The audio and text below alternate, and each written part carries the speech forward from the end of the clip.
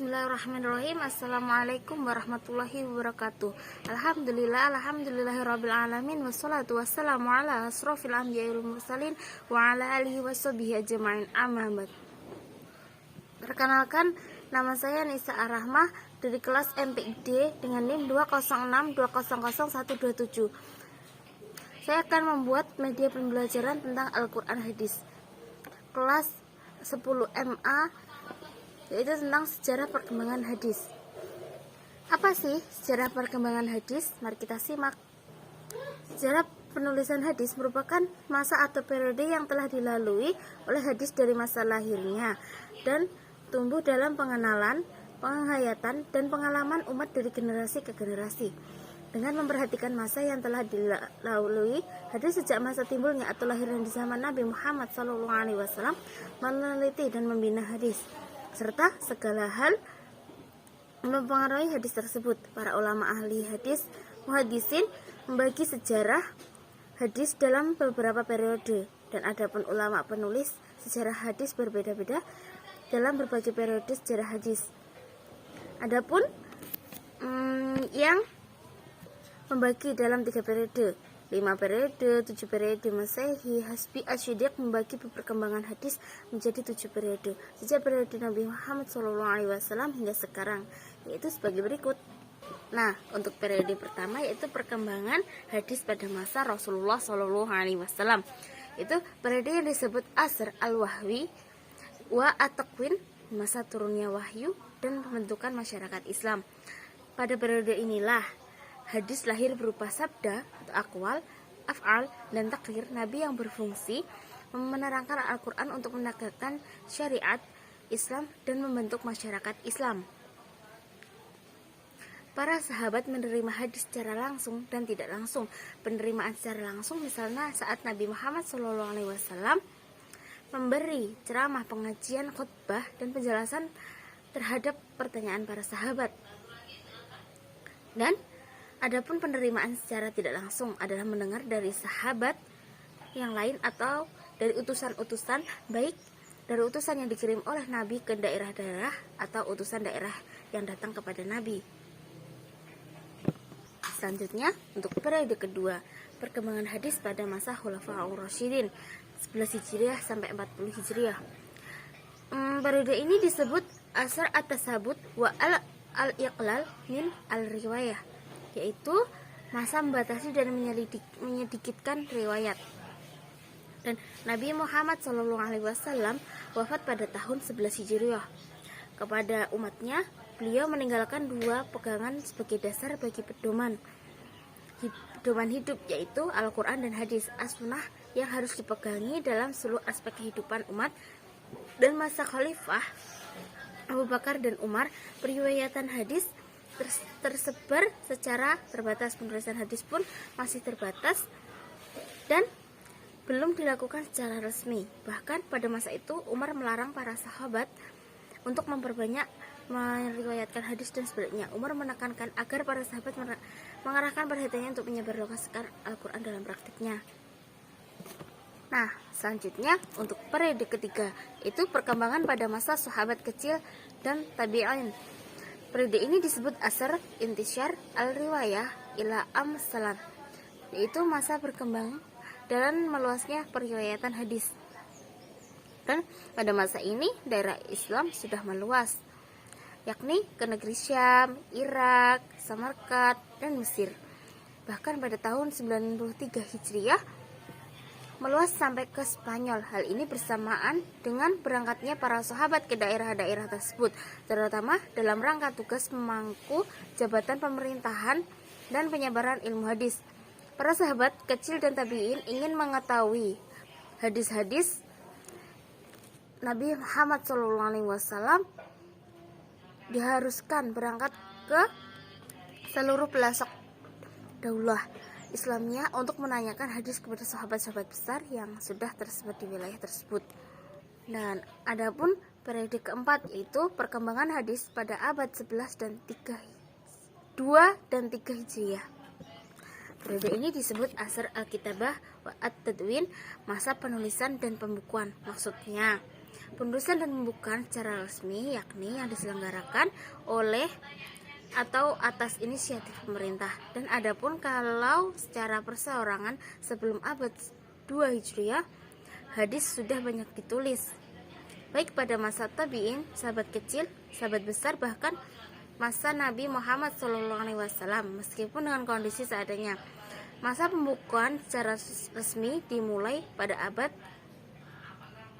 2 Hijriah, yakni pada masa pemerintahan Khalifah Umar ibn Abdul Aziz tahun 101 Hijriah. Sebagai Khalifah, Umar ibnu Aziz sadar bahwa para perawi yang menghimpun hadis dalam hafalannya semakin banyak dan semakin banyak yang meninggal. Nah, adapun periode yang kelima yaitu masa penyusunan kaidah-kaidah hadis. Abad ketiga Hijriah merupakan puncak usaha pembukaan hadis sesudah kitab-kitab Ibnu Juraid, kitab Muntaha Al-Malik tersebar dalam masyarakat dan disambut dengan gembira. Kemauan menghafal hadis mengumpul dan membukukannya semakin dengan gembira. Kemauan menghafal hadis meningkat dan mulailah ahli-ahli ilmu berpindah dari suatu tempat ke tempat yang lain, dari sebuah negeri ke negeri yang lain, dan untuk mencari hadis. Dan adapun selanjutnya periode ke-6 dari abad keempat hingga tahun 656 Hijriah. Periode ke-6 ini dimulai dari abad ke-6 hingga tahun 656 Hijriah, yaitu pada masa Abbasiyah angkatan kedua. Periode ini dinamakan Asru at-Tadib wa at-Tartibi wal al-Istidraki wal al-Jam'i. Ulama-ulama hadis yang muncul pada abad kedua dan ketiga dan digelari al-Mutaqaddimin yang mengumpulkan hadis dengan semata-mata berpegang pada usaha sendirian dan pemeriksaan sendiri dengan menemui para penghafalnya yang tersebar di setiap pelosok dan penjuru negara Arab, Parsi, dan lain sebagainya. Nah, adapun periode ke-7 sampai sekarang, periode ini adalah masa sudah meninggalnya Khalifah Abbasiyah ke-17 Al-Muta'sim sampai sekarang. Periode ini dinamakan Ahdu as-Sarhi wal Ajma'i wa at-Takriji wal al-Basi, yaitu masa pensyarahan, penghimpunan, pentahrijan, dan pembahasan usaha-usaha yang dilakukan oleh ulama. Dan masa ini adalah menerbitkan isi kitab-kitab hadis, menyaringnya dan menyusun 6 kitab tahrij, serta membuat kitab-kitab jama'i dan umum. Dan periode ini disusun kitab-kitab zawaid, yaitu usaha mengumpulkan hadis yang terdapat dalam kitab yang sebelumnya ke dalam sebuah kitab tertentu. Dan antara kitab zawaid Sunan Ibnu Majah, kitab zawaid As-Sunan Al-Kubra disusun oleh Busiri. Nah, selanjutnya adapun tokoh-tokoh hadis dan kitabnya. Adapun tokoh-tokoh hadis diantaranya yaitu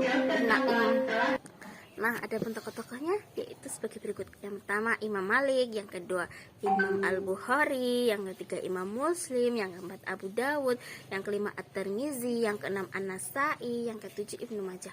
Dan yang pertama yaitu Imam Malik. Dengan nama lengkap Imam Malik adalah Abdullah bin Anas Al-Ashabani.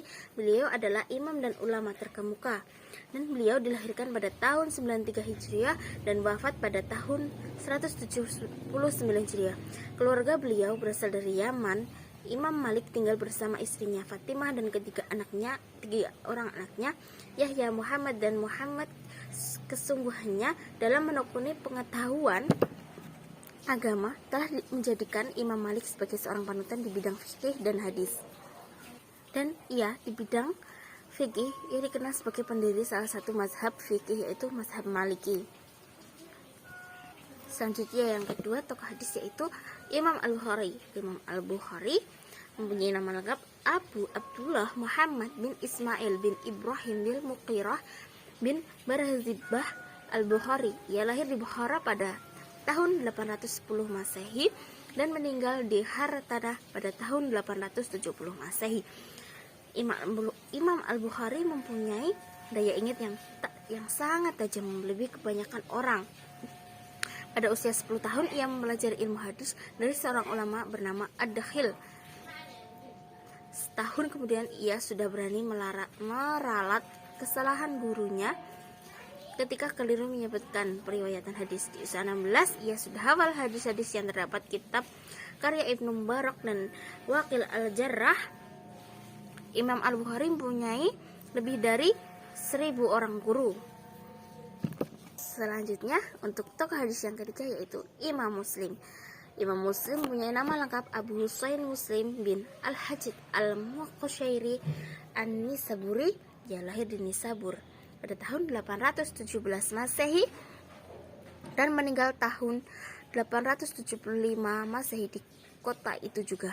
Bersama Al-Bukhari, Muslim disebut dengan Syaikhaini atau dua syekh. Ketika berusia 14 tahun, ia sudah mulai mendengar hadis-hadis dari syekh-syekh di negerinya. Dan karya terbesar Imam Muslim adalah Al-Jam'i As-Sahih Muslim atau biasa disebut Sahih Muslim. Hadis-hadis yang ada dalam Sahih Muslim merupakan hadis yang telah disepakati dan disaring dari 300.000 hadis yang diketahuinya.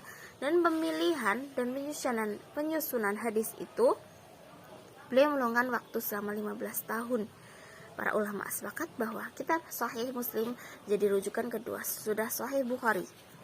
Nah, yang keempat yaitu Abu Dawud. Abu Dawud mempunyai nama lengkap Abu Dawud Sulaiman Al-Asyas bin Ishaq bin Bashir dan Sidat bin Amr.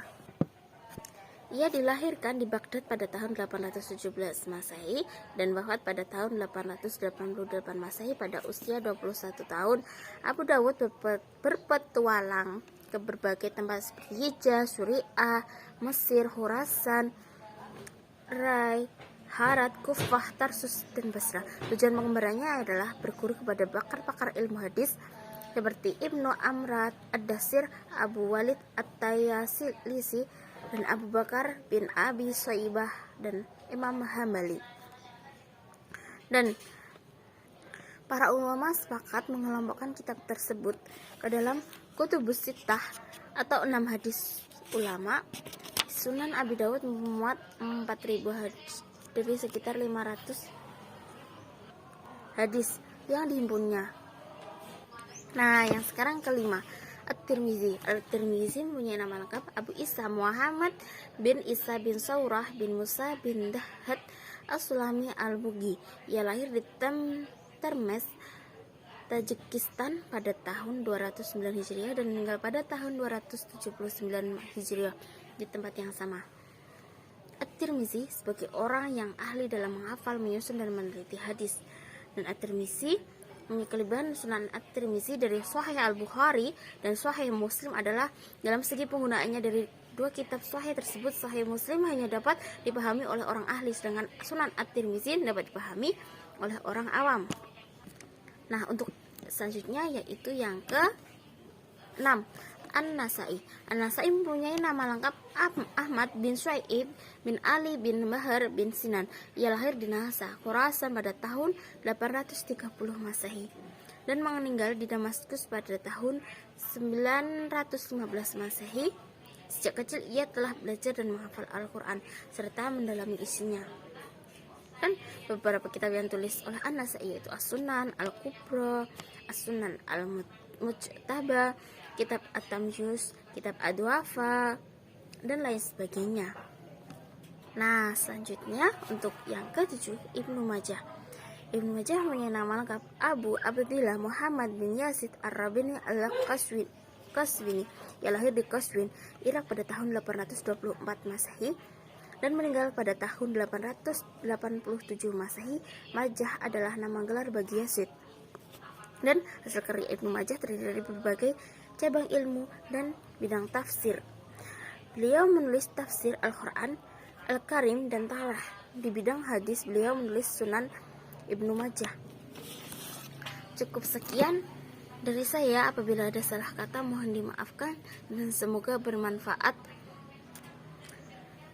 Wassalamualaikum warahmatullahi wabarakatuh.